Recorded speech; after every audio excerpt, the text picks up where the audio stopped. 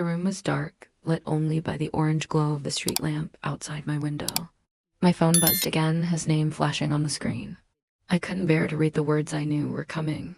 I buried the phone under my pillow and pressed the heel of my hand against my eyes. Everything felt hollow. The framed photos on my dresser, me and David smiling on a weekend trip, arms wrapped around each other, suddenly looked staged, fake, like strangers playing a role. The silence of the apartment was deafening. My chest heaved as the tears started, heavy and hot, soaking into the sleeve of the sweatshirt I had pulled around me like armor. That's when I heard it, a soft knock at my door. At first I thought, I imagined it. Who would come by this late? Another knock followed, firmer this time. Dragging myself off the bed, I padded barefoot to the door and pressed my ear against it. Emma? The voice was low, warm, cautious. Hey, it's Alex. From next door.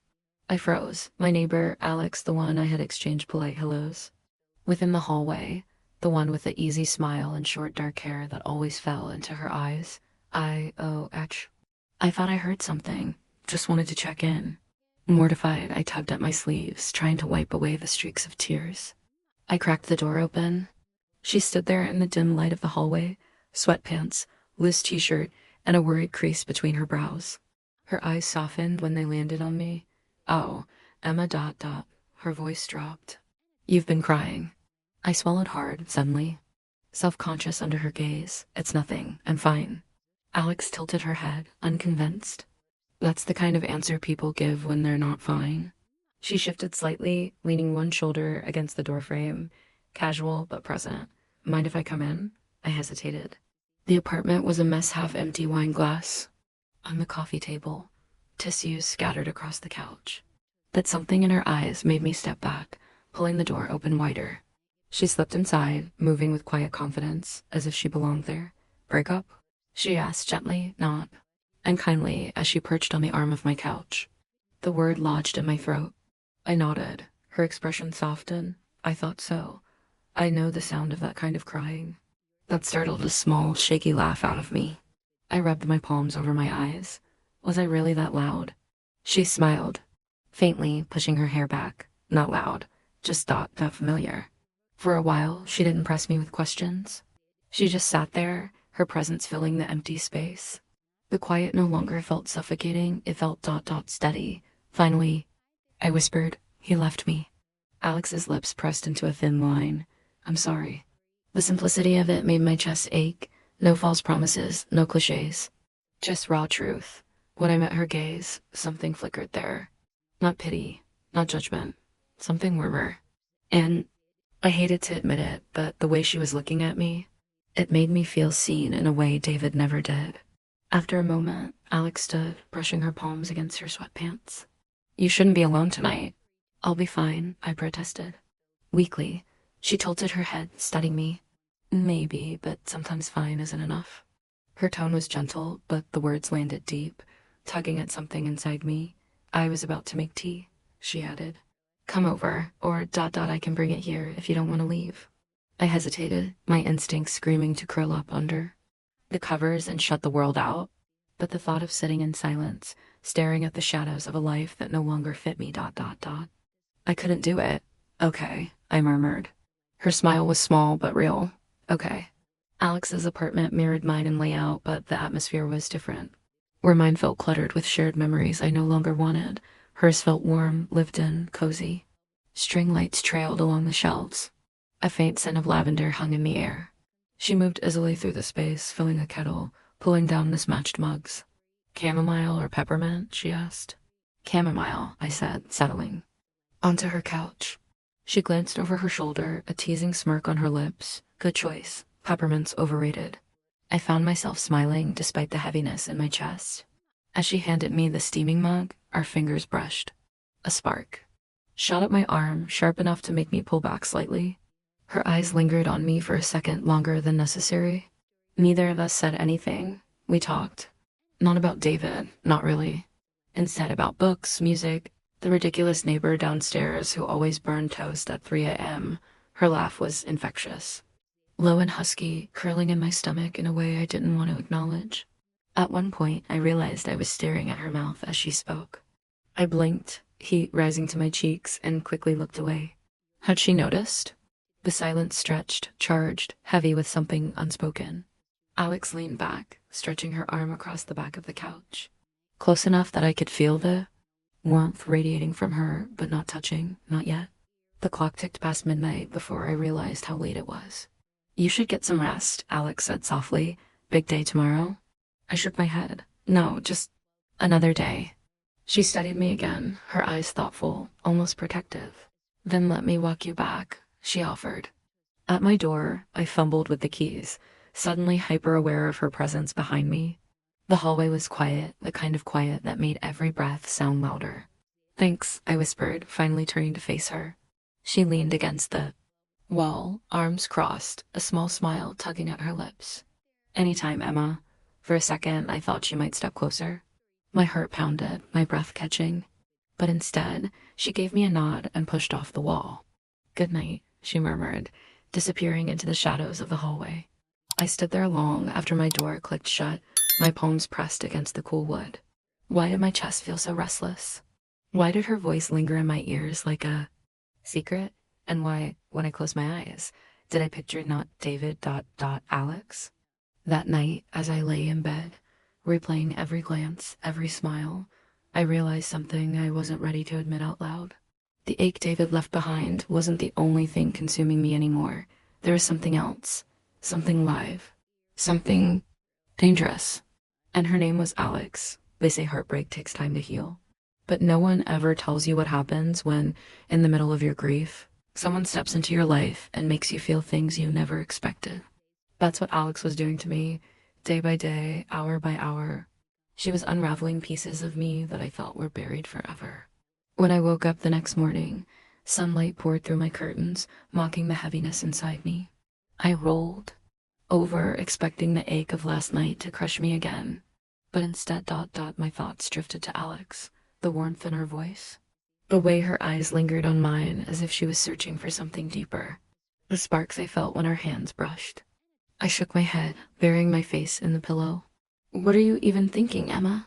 David had left me barely a day ago, and here I was, restless because of my neighbor. Still, when I heard faint music playing through the wall that separated our apartments, I couldn't help but smile. By the afternoon, I decided to leave my apartment. I told myself it was because I needed groceries, but deep down, I knew part of me hoped to accidentally run into Alex, and I did. In the produce aisle, she was there, standing casually, with a basket slung at her hip, her short hair pushed back with a headband. She spotted me instantly. Emma, she said, and her lips curved into that slow smile that made my chest tighten. How are you holding up? I hesitated, shifting the basket in my hands. Better ... I think, thanks to last night. Her eyes softened. Good, I was worried about you. That warmth again. That steadying presence. It was too much. I tried to focus on the apples in front of me, but my hands trembled slightly. She noticed. Of course she noticed. Here, she said gently, reaching out to steady the bag I was fumbling with. Her fingers brushed mine, just a second, just enough to send another spark shooting through me. I exhaled shakily. Alex tilted her head, her gaze lingering on me. You don't have to pretend, Emma. It's okay to feel lost. It's okay to let someone be there for you. Her voice was quiet, intimate, as though the entire grocery store had melted away and it was just us. And for a terrifying moment, I wanted to lean closer. Later that evening, I found myself pacing my living room, staring at my phone. A message blinked on the screen. Alex, movie night, my place, nothing fancy. Just popcorn and terrible horror flicks. I stared at it for 2, long before typing back, Emma, terrible horror flicks? You're not selling it. Her reply came instantly. Alex, you'll come anyway. And she was right. Her apartment felt different this time, dimmer, cozier. The string lights cast a golden glow across the walls. A blanket was draped across the couch. Popcorn already waiting. Alex handed me a bowl and plopped down beside me, close enough that our shoulders brushed. Warning, she said, smirking. I yell at the screen during scary movies. I laughed. Good, at least I won't be the only one jumping. As the movie played, I found myself hyper-aware of every movement she made. The way her arm rested on the back of the couch, almost grazing my shoulder. The warmth radiating off her body. The subtle scent of lavender clinging to her skin. At one jump scare, I gasped, grabbing her arm instinctively. She chuckled softly, covering my hand with hers. "See," she murmured, "I've got you." I should have let go, but I didn't. Halfway through the movie, I realized I wasn't paying attention anymore. My gaze kept drifting to her jawline, to her lips, to the way her eyes flickered toward me when she thought I wasn't looking. The tension grew thick, humming between. "Use like a secret," and then ... she leaned in. Just slightly, just enough that her breath brushed against my cheek.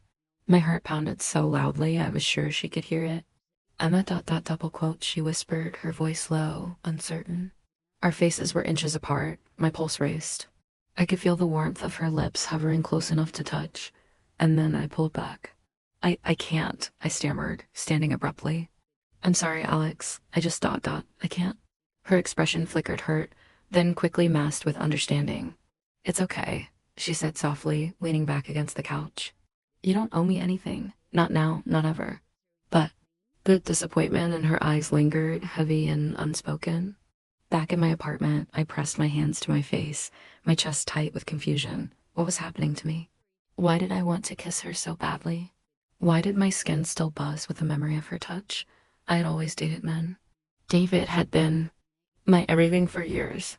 So why, after just a few nights with Alex, did my heart feel like it was betraying everything I thought I knew about myself? I curled up on the couch, replaying the almost kiss over and over.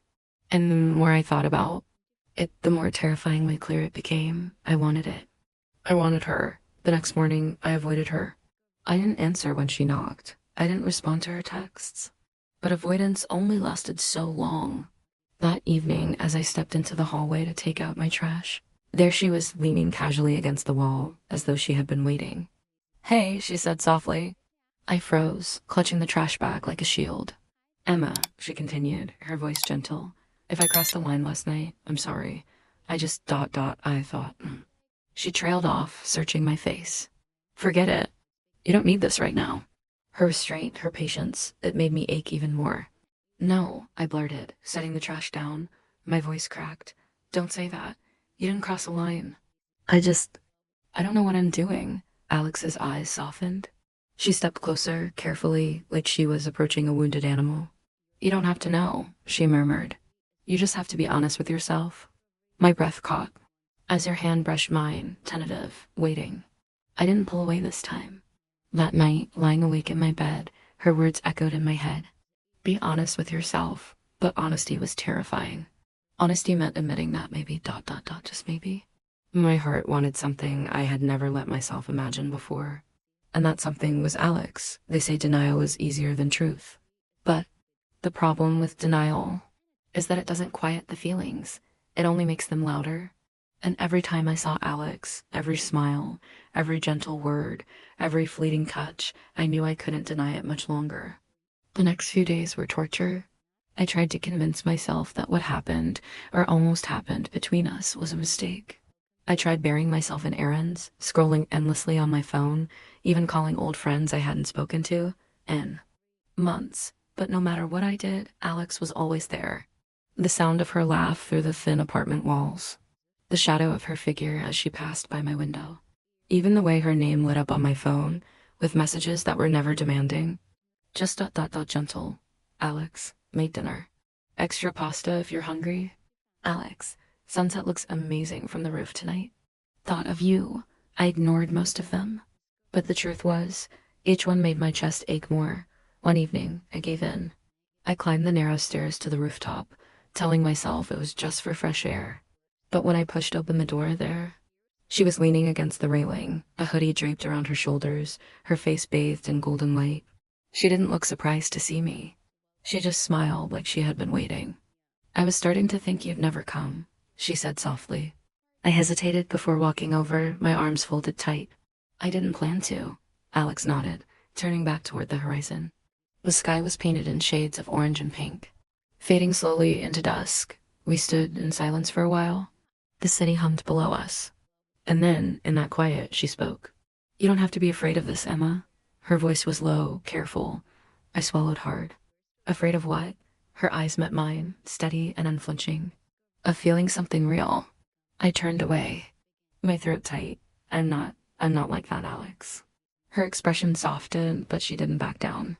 She stepped closer, her presence warm, grounding. You don't have to label it, she murmured. You don't have to explain.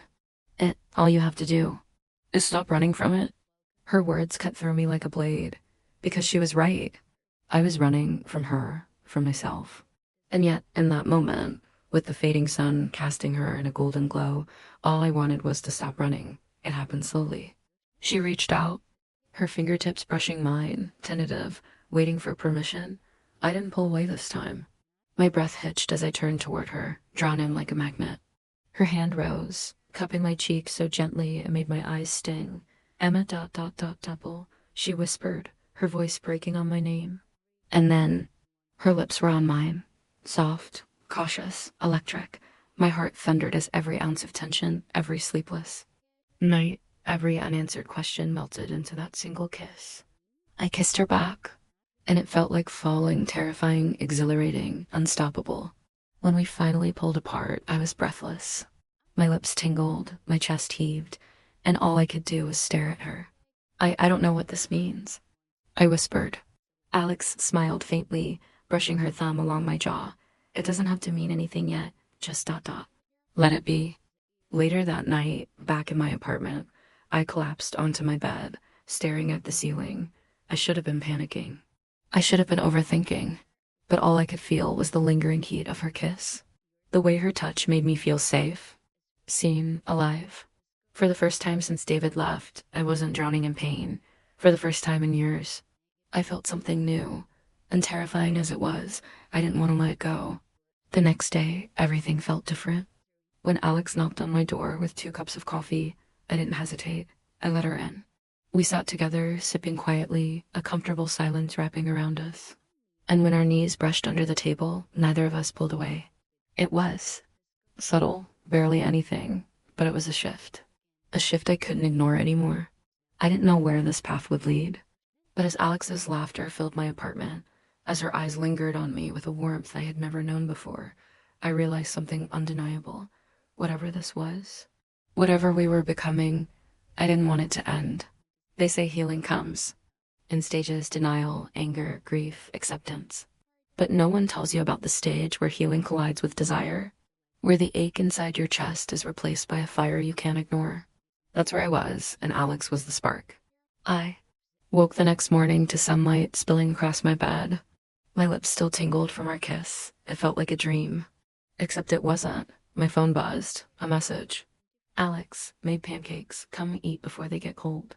I laughed to myself, shaking my head. She always knew how to pull me in. When I walked into her apartment, the smell of maple syrup and butter filled the air. She looked up from the stove, hair tied messily, wearing one of those oversized hoodies that hung loosely on her frame. Morning, she said with that soft smile that made my stomach flip. Morning, I whispered back.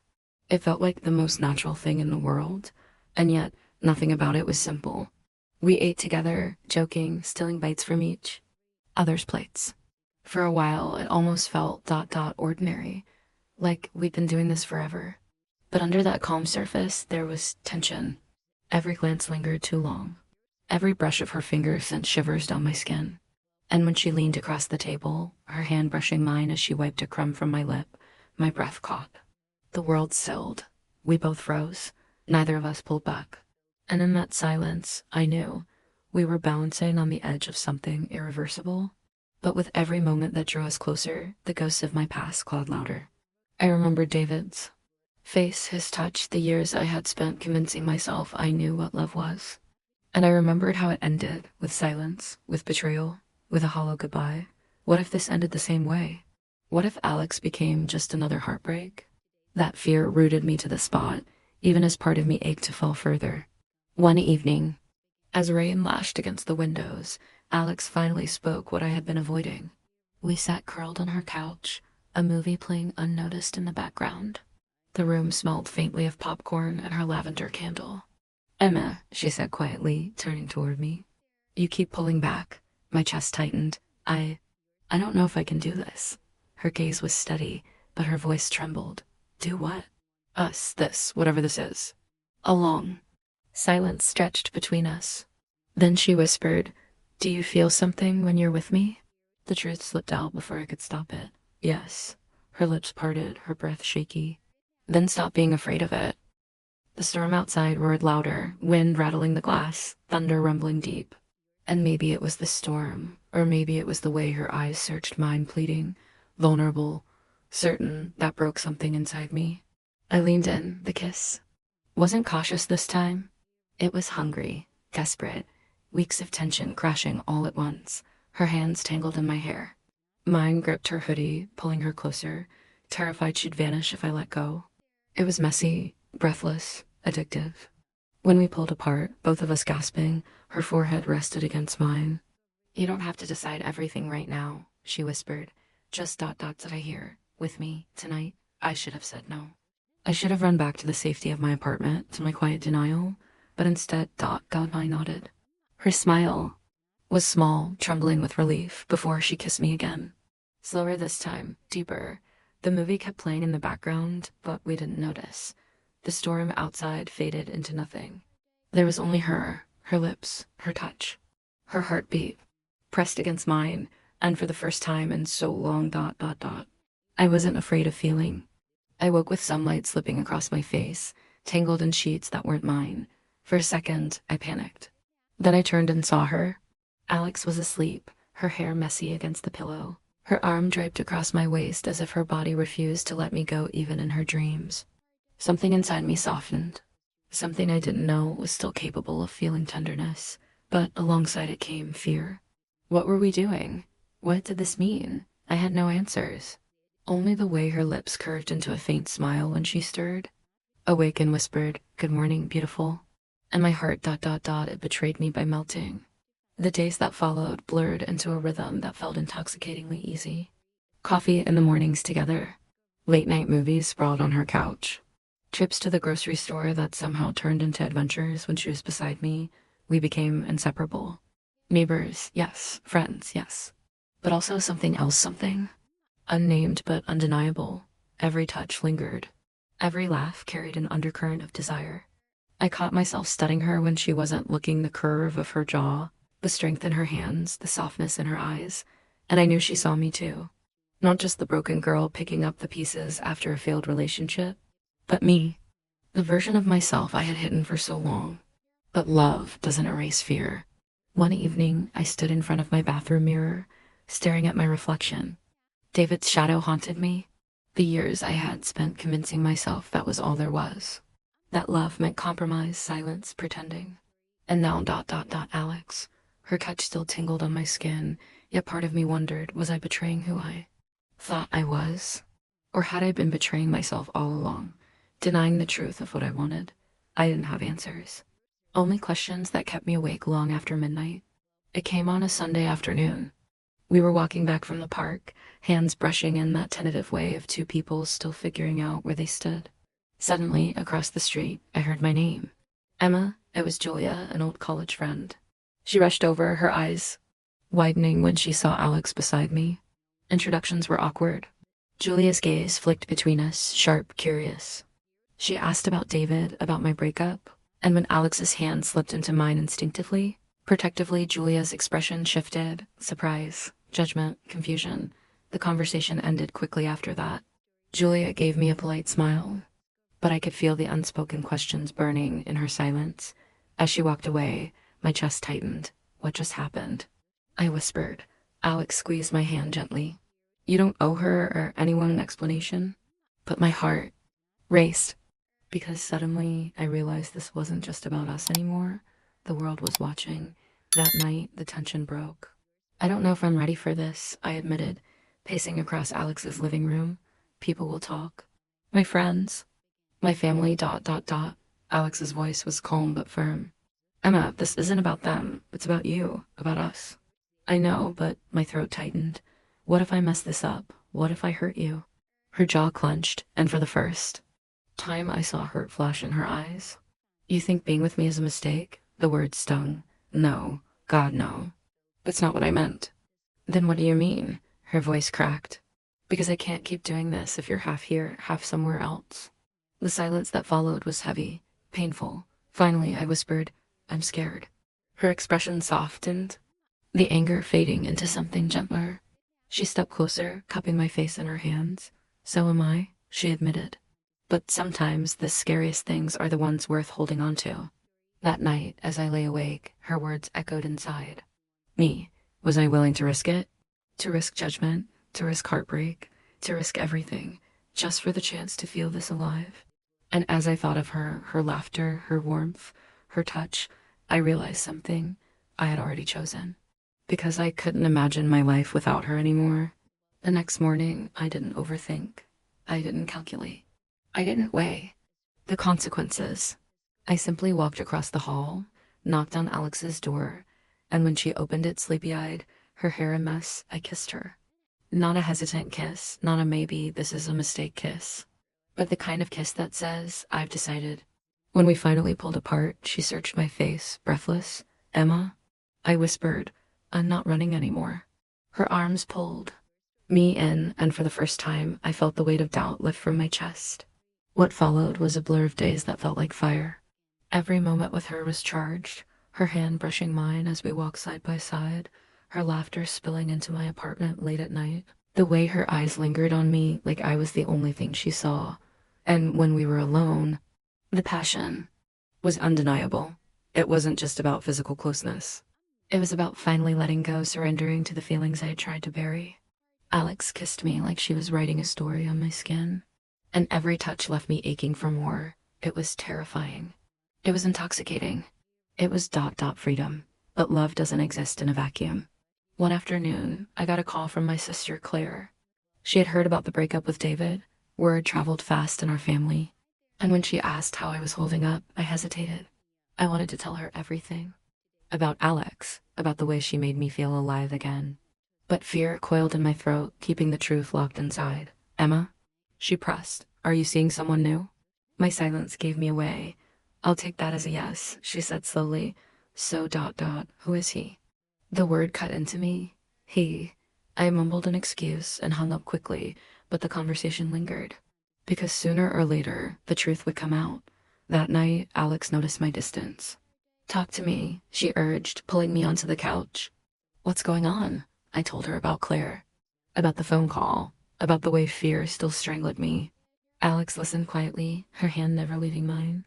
Finally, she said, You don't owe anyone an explanation, Emma, but you do owe yourself honesty. If you keep hiding, you'll never be free. Her words stung because they were true. I realized that while I had chosen Alex in private, I hadn't yet chosen her in the world. And that wasn't fair to her or to me. It started small. We went to the farmer's market together, side by side, her hand brushing against mine in plain sight. No hiding, no pulling away. Just us. At first I thought people were staring. Maybe they were. But the more I walked beside her, the more I realized it didn't matter. Because for the first time in years, I wasn't pretending. Later that day, Alex smiled and whispered, You're braver than you think. And I believed her. But bravery has limits. When Claire showed up unexpectedly at my apartment one evening, everything unraveled. She spotted Alex almost immediately her. Jacket draped across my chair, the wine glasses on the counter, the way my eyes betrayed something unspoken. Her voice was sharp. Emma, are you serious? After David, this is what you're doing? With a woman? Shame burned in me. Fear tried to drag me back into silence. But Alex stepped forward, her hand slipping into mine with quiet strength. And in that moment, I knew I couldn't hide anymore. Yes, I said firmly, with her.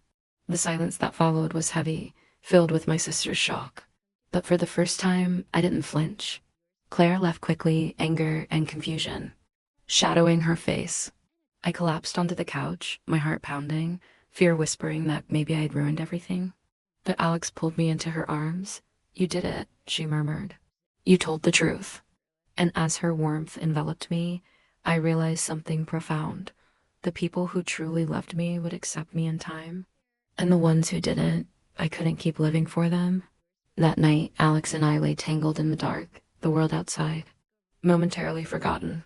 I don't know what's going to happen, I admitted. With my family, my friends, everything.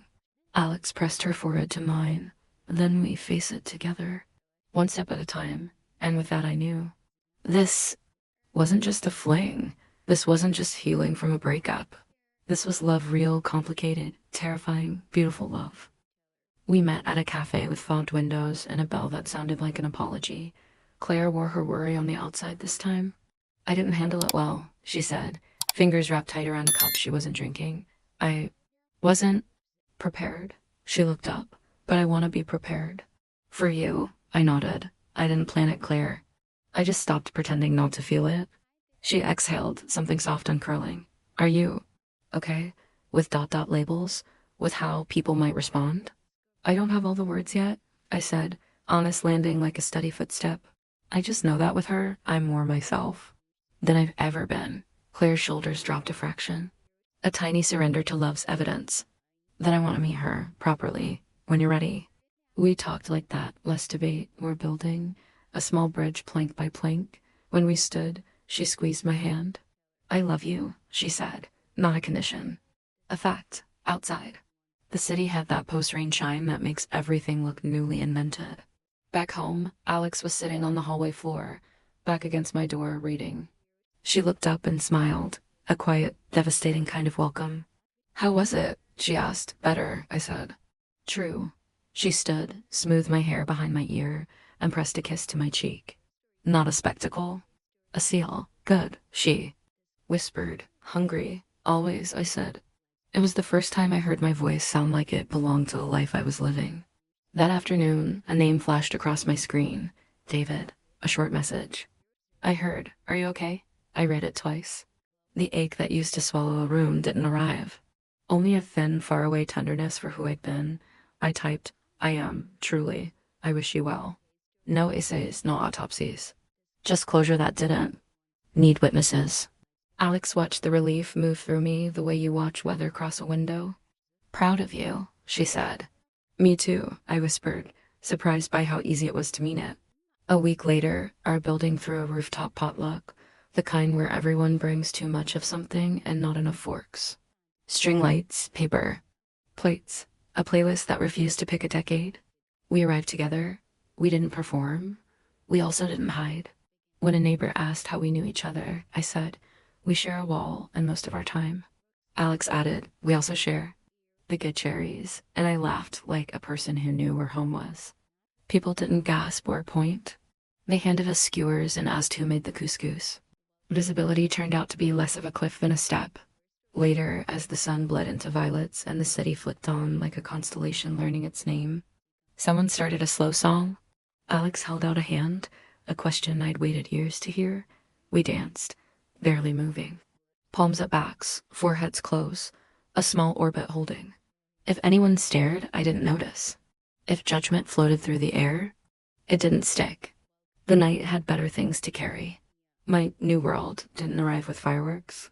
It arrived like this. 2 mugs lined up on the rack because mornings are finally a duet. A sticky note on my fridge and Alex's tidy print. Milk. Lemons, yes. Claire texting a photo of a bookstore window. Brunch here next week? Bring Alex. A walk through the farmer's market where our hands learned the public version of Brave. A Saturday, we built a bookshelf and argued about whether poetry belonged next to cookbooks. It does. A Tuesday night, I cried for no reason. And Alex didn't fix it. She held it, and somehow that was the fixing. A Thursday, I said, girlfriend, out loud in a sentence, and the room did not collapse. It expanded. Desire threaded through it, all not loud, not performative simmering in the way she pressed a kiss to the corner of my mouth before I left, in the way my fingers found the back pocket of her jeans like a ritual when we crossed the street. Heat, yes, but also warmth, a home fire tended. On a night thick with summer, Claire came for dinner, arms full of bread, and an apology bouquet she claimed was for the basil, not for you two. We ate on the balcony. The conversation was careful at first, then real, then easy. After dessert, Claire stood and said to Alex, I was wrong to make my shock your problem. Alex nodded, generous in the places where pride could have made her small. Thank you, she said, for trying again. When Claire left, she hugged us both separately, then together in awkward, perfect choreography. In the hallway, she whispered, You look like yourself, Em. It might be the nicest thing anyone's ever told me.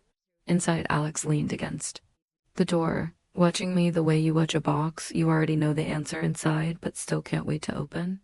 Come stay tonight? She asked, quiet rather than coy. I already do, I said. She laughed, relief bright. Then come stay forever. The word forever didn't spook me. It settled. I took her hand.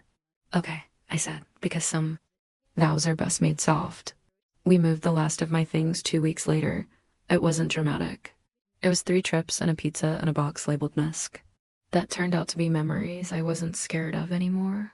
That night, we stood in the doorway of what was now our place and looked at the room, breathing differently because we were in it together. Alex wrote on the whiteboard above the counter, groceries, cherries, basil, coffee filters, courage, restock. I laughed until my ribs hurt. Then I added, and keep choosing. She underlined choosing twice, kissed the ink on my fingertip, and pulled me into a hug that felt like a well I could draw from forever. We turned off the lights. The string lights kept a small glow, as if to say, yes, even in the dark.